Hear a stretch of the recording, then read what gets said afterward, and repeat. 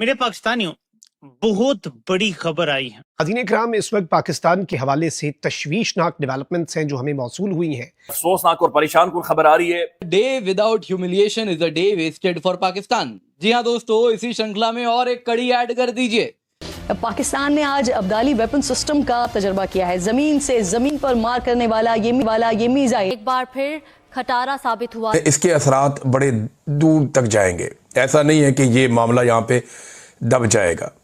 ये नहीं होना चाहिए था, ये नामुनासिब है। खदशात तो बहुत पहले से थे, लेकिन एक बड़े जरीदे ने अब ये खबर जारी कर दी है। ये नहीं होना चाहिए था, लेकिन ये हुआ है। अब ये हकीकत है और इस हकीकत को हमें तस्लीम करना पड़ेगा। लेकर पाकिस्तान ने खूब ढिंडोरा पीटा था, भारत को दिखाते और दिखाने चला था कि उसके पास भी ताकत है। मिसाइल हवा में भी भटक गई और औंधे मुंह जा गिरी।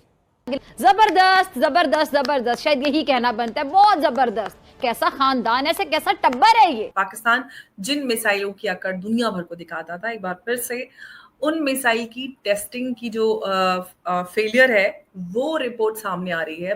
आज पाक फजाइया ने मुकामी तौर पे जो तैयार करता है तैमूर वेपन सिस्टम, उसका तजर्बा किया है। तो सर, आप इस हवाले से क्या समझते हैं कि 600 किलोमीटर तक हदफ को निशाना बनाने वाला जो कम बुलंदी पर प्रवास करता है, आपकी उसको एस्टेब्लिश करना है? बिकॉज भारत भी ये डिफेंस सिस्टम अपग्रेड करना चाहता है। अभी रशिया से फिर बातचीत हुई है 400 शायद से एडवांस वर्जन की। तो अगर एक एयर डिफेंस की कैपेबिलिटी ऐसी बनती है जो पाकिस्तान यूटिलाइज नहीं कर सकता, तो फिर डिटरेंस जो इसमें डेंट आ रहा था। पाकिस्तान का एक मिसाइल लोगों को नीचे गिरता दिखा। एक्चुअली में ये मिसाइल फायर किया गया था ऐसा कहा जा रहा है, लेकिन पाकिस्तान तो कुछ और ही कहानी बता रहा है। पाकिस्तान ऐसी मिसाइल है जो कि अपने आप गिरती हूँ। वैसे भी हमने तो बहुत पहले ही बताया था, भैया चाइनीज़ माल है, चले तो चांद तक, ना चले तो शाम तक। लेकिन आपको नहीं पता था और आपने फिर भी टेस्ट फायर कर ही दी। आपने अपने तो बनाई नहीं है, ये बात तो पक्की है। वो गाजी, वो गजनी और बाबर, वो सारे भी ठीक, इससे पहले भी हुआ है एक, वो सारे भी कैसे चलते हैं सबको पता है। इससे पहले भी एक चीज़ हुई है, इससे पहले भी इन्होंने एक मिसाइल टेस्ट फायर की थी, वो जाकर के बलूचिस्तान में पॉपुलेटेड एरिया में गिर गई थी। अब ये तो डिनाई कर गए, वहाँ पे जो लोग थे वो परेशान हो गए, उनके ऊपर गिरी जाके मिसाइल। खैर, भारत ने बड़ा अहम मिसाइल टेस्ट किया है 23 दिसंबर को। इसके पाकिस्तान के दिफा पर क्या मनफी असरात मुरतब हो सकते हैं? देखिए, मनफी तो क्या, इसमें तो अब कोई शक नहीं है ना कि भारत इस खित्ते को आर्म्स रेस की तरफ लेकर जा रहा है। ऑब्वियसली पाकिस्तान के लिए कोई स्टैटिक सिचुएशन तो नहीं है। डिटरेंस अगर हमने उसको क्रेडिबल रखना है, ये नहीं है कि जो जितने मिसाइल भारत के पास हों उतने ही मिसाइल हमारे पास हों, लेकिन अगर हमने अपने डिटरेंस को क्रेडिबल रखना है तो हमें भी तैयारियां करनी है जी। अब भारत ने देखिए ना जो K4 मिसाइल टेस्ट किया है 23 दिसंबर को, जिसका आपने हवाला दिया, ये इंटरमीडिएट रेंज बैलिस्टिक मिसाइल है और ये उन्होंने जो है अपनी न्यूक्लियर पावर सबमरीन है अरीघात, जो कि पिछले 2024 में शायद इसको कमीशन किया गया था, तो उससे वो उन्होंने किया अंडर सी प्लेटफॉर्म से ये लॉन्च करना, टेस्ट करना इसका, ये काफ़ी सिग्निफिकेंट है क्योंकि ये इसकी जो रेंज है ये तकरीबन 3500 किलोमीटर है और ये पे लोड जो है इसका तकरीबन 2 टन आप कह सकते हैं। तो it's quite I would say powerful device और ये K4 काफ़ी प्रोजेक्शन भी दी है भारत ने। और फिर इसके अलावा भी अगर आप देखिए, पाकिस्तान के पास कोई न्यूक्लियर पावर सबमरीन तो नहीं है, लेकिन मिसाइल प्रोग्राम को लेकर काफी आकर दिखाता आ रहा है हमेशा। उनके नेताओं से लेकर उनके जन जन तक यही बात रहती है कि हमारे पास बॉम्ब है, हमारे पास मिसाइल है। लेकिन पाकिस्तान शाहीन हुआ, बबील और ये सारे प्रोग्राम, ये सारे नाम पूरी तरह से फेल हो गया। सब उस वक्त में हो रहा है जब ऑपरेशन सिंदूर हुआ, उसके बाद से ही ये टेस्टिंग सामने आई है और अब पाकिस्तान ने खुद कबूल कर लिया है कि भारत के जो मिसाइल प्रोग्राम और पूरा ये सिस्टम है काफी स्ट्रांग है। जी उमेश जी। देखिए अम्बर जी, आपने बरोबर बोला है और जिस हिसाब से मिसाइल का जो फेलियर हुआ है और वो जो गिरा है, आप ये समझ जाइए कि वहां पे एक तरह से पाकिस्तान अगर ये टेस्टिंग भी करता है मिसाइल्स की, तो वो अपने देश के बासिंदों को एक तरह से खतरे में डाल रहा है।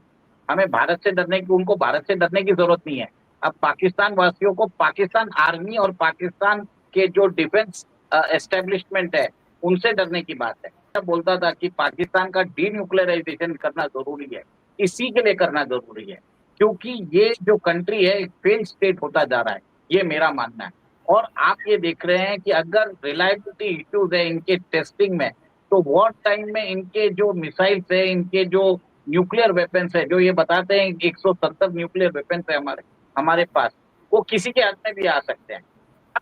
एक और एक सोचिए कि इन्होंने सेकंड मिसाइल एक टेस्टिंग की थी अभी, जो ये बता रहे थे कि multiple independent reusable launch vehicle, entry vehicle, satellite जो मिसाइल्स है, जिसके कारण मल्टीपल वॉरहेड्स वो एक ही मिसाइल के थ्रू छोड़ सकते हैं, उसको भी वो भी अरेबियन सी में जाके एक तरह से गिर गया है।